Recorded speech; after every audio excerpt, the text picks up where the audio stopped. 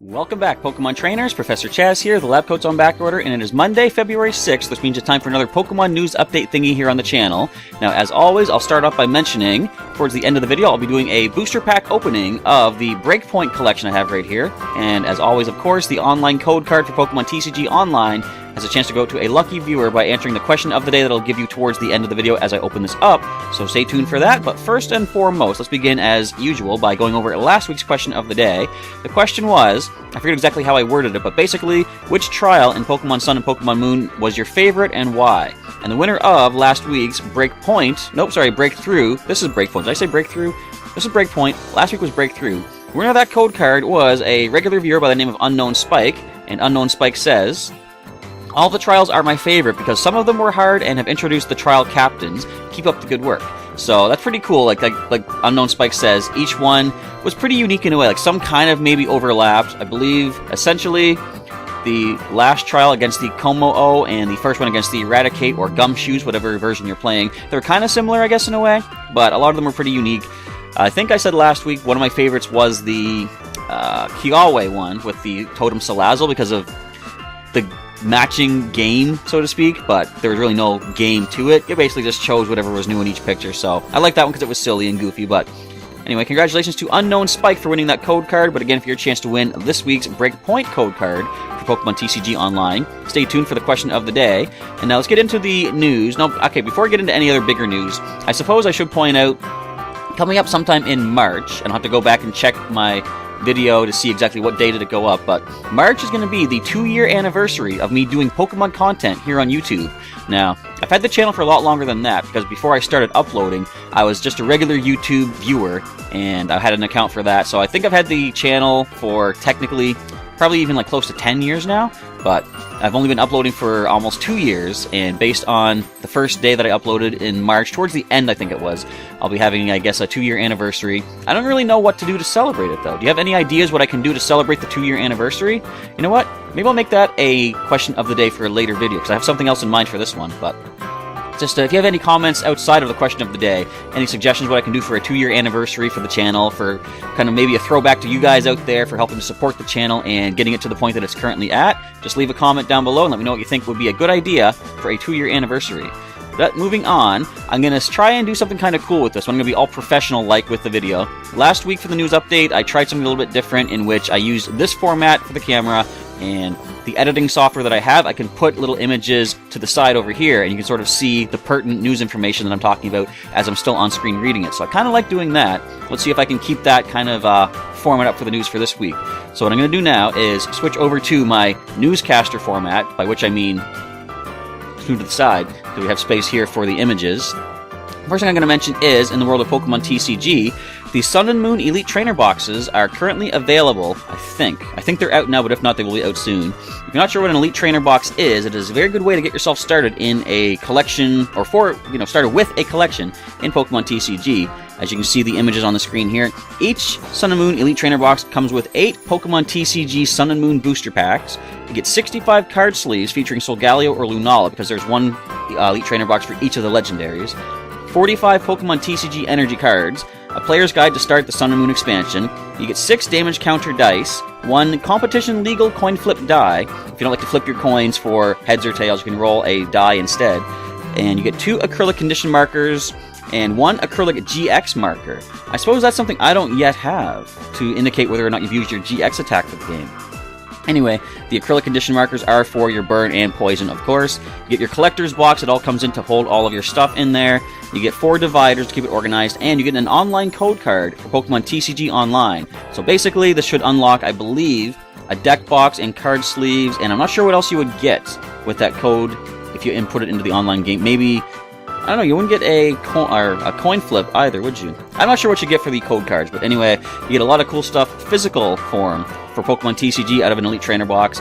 After I suggest picking up a theme deck, perhaps, getting an Elite Trainer box is the next best step to getting you into a competitive format of Pokemon TCG, because you get so many random booster packs, good potential for some Pokemon GX, and some other very valuable trainer cards in those packs as well. Now, another collection out currently is Pokemon TCG Zygarde Complete Form Pin Collection. As you can see here, you get your Complete Form Zygarde, a lot of cool collectibles. You get a foil promo card featuring Zygarde Complete Form, a collector's pin of Zygarde Complete Form, you get 3 Pokemon TCG booster packs, and a code card for the Pokemon Trading Card Game Online, which would unlock, again, I think, deck box, card sleeves, but definitely you get the promo Zygarde Complete Form using that code card. Now, this is similar to the Mythical Collections that came out last year during the Pokemon 20 celebration, but a little bit different in that you get 3 booster packs as opposed to 2. Of course, in those, you got the collection-exclusive Generations booster packs. Alright, now let's talk about something kind of big and something kind of pertinent to myself and the channel. Something that's been pointed out to me through the Twitter feed of SarahB.net, as well as Robert Gosney, a regular viewer, has pointed out to me as well. Something interesting coming up in the world of Pokemon video game. The International Challenge February is coming up in February. It's going to happen towards the end of the month. It's going to have the same rules as the Video Game Championship Series. I mixed up the acronym there, but anyway, Video Game Championship Series events. You can earn championship points by competing in the International Challenge as well. So the registration for the International Challenge February begins on February 16th, and the competition period goes from February 24th to February 26th. You can do 15 battles per day, and I think if previous competitions are the same way, whatever you don't complete in one day will transfer to the next day.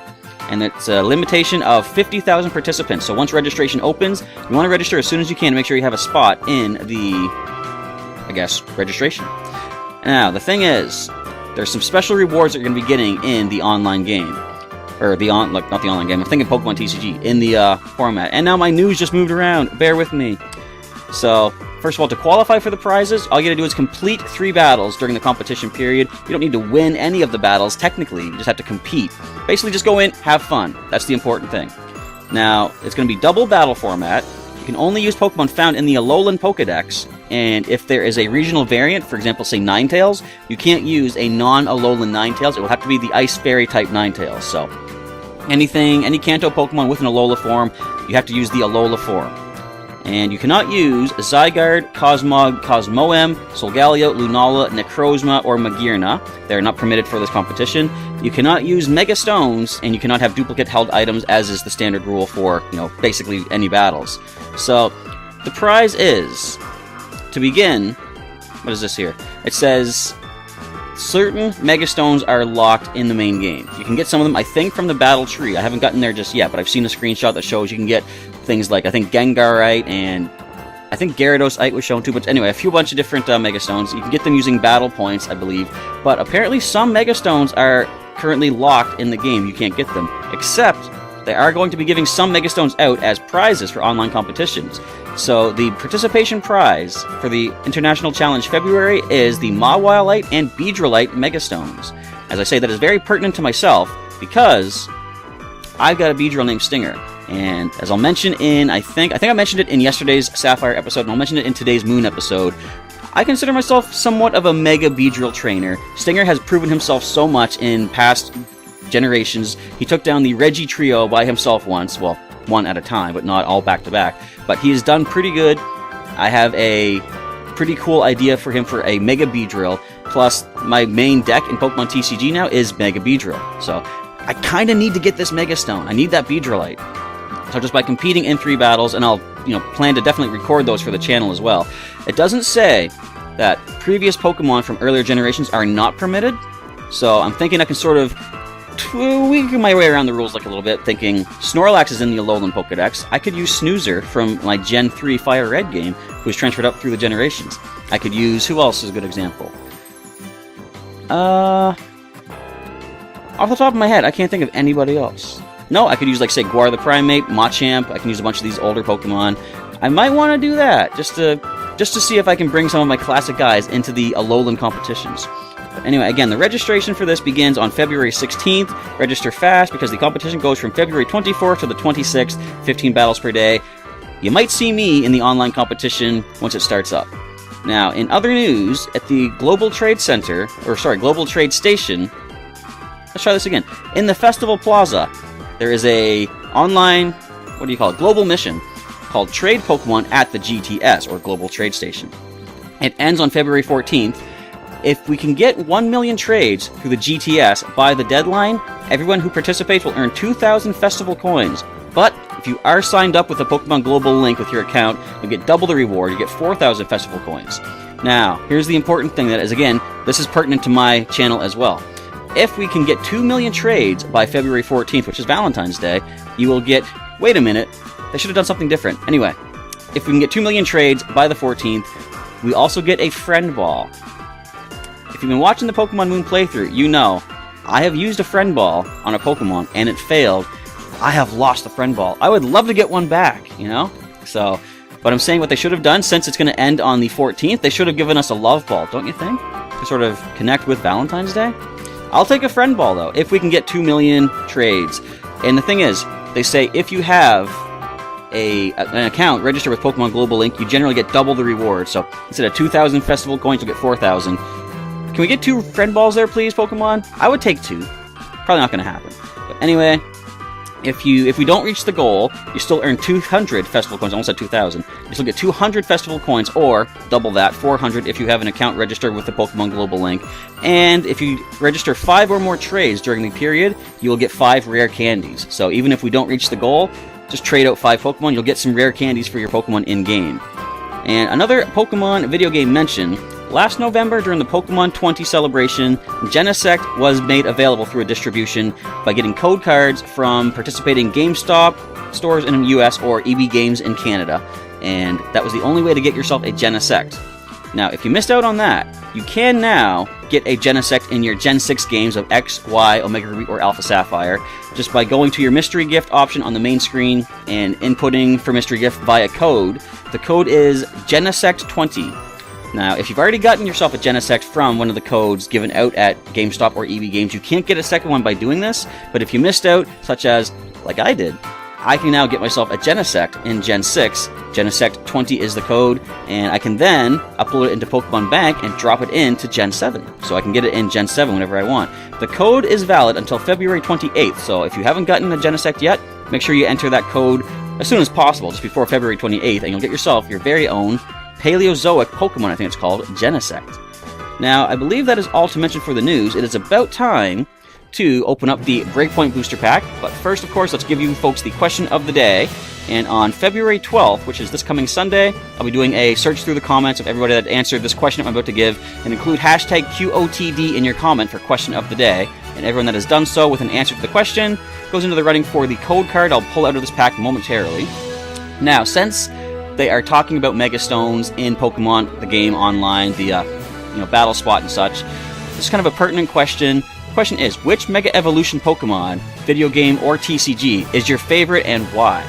So just leave that answer down below with hashtag QOTD, and on February 12th, when I do the drawing for this code card, you have a chance to win for the online game. Now, as for myself, I've been hyping it up. I'm going to say, off the top of my head, probably Mega Beedrill is one of my favorites, because, like I said, the deck that I use in the online game and in the actual game is very, very powerful. I love the effect of, you don't do a lot of damage with Mega Beedrill in the card game, 40 damage, but the constant paralysis, the constant poisoning of 4 damage counters instead of just 1 is definitely good. You basically get off 80 damage in the first turn. If they can't heal on the next turn, you get another 40 with another poison. And then, using my Sceptile strategy from Primal Clash, I can attach 2 more Grass Energy and hit them again, so it locks down the opponent pretty well.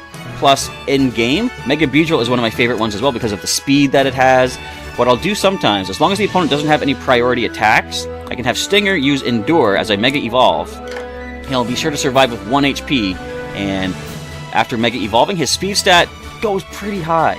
So he can then outspeed and get some powerful stuff off with, say, maybe...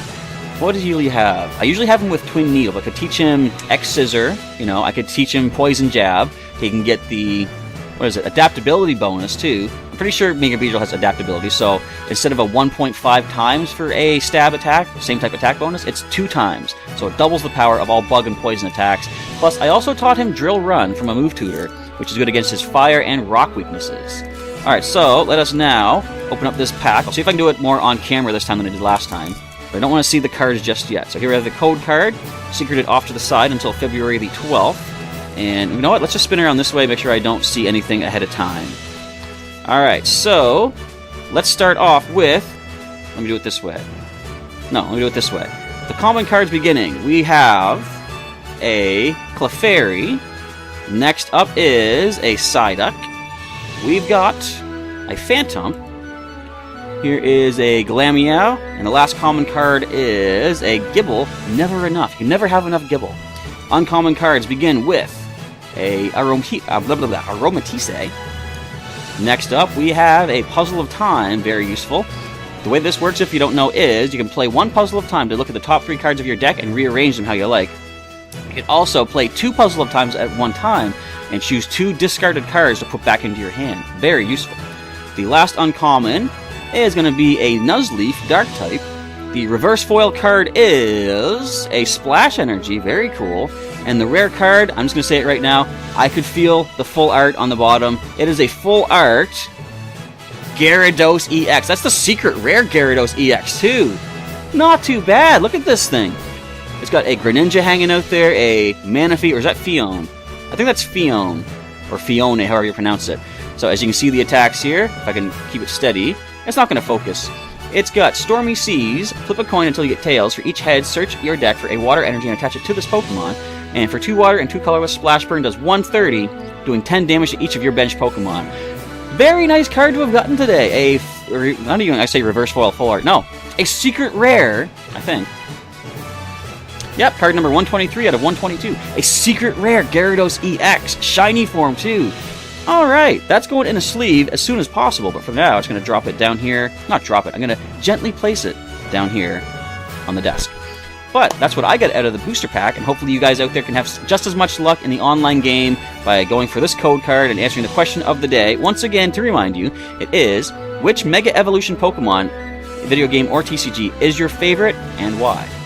Answer that question down below, hashtag QOTD in the comment, and on February 12th, I'll do a random drawing of everyone that's answered the question for your chance to win this BREAKpoint code card right here. But with that, we are now done with the news update for the day. I want to say thanks for watching, everybody. Stay tuned later on today for the first episode of Pokemon Moon for the week, as what are we doing in this one? I think we finish checking out the Pony Meadow, and then we start checking out some other things in the Alola region. There's a lot more going on, and we start doing some of that in today's episode. And with all that, we are done here for the day. So I want to say thanks once again for watching today's news update video thingy. Professor Chaz is now signing off, and I'll catch you next time.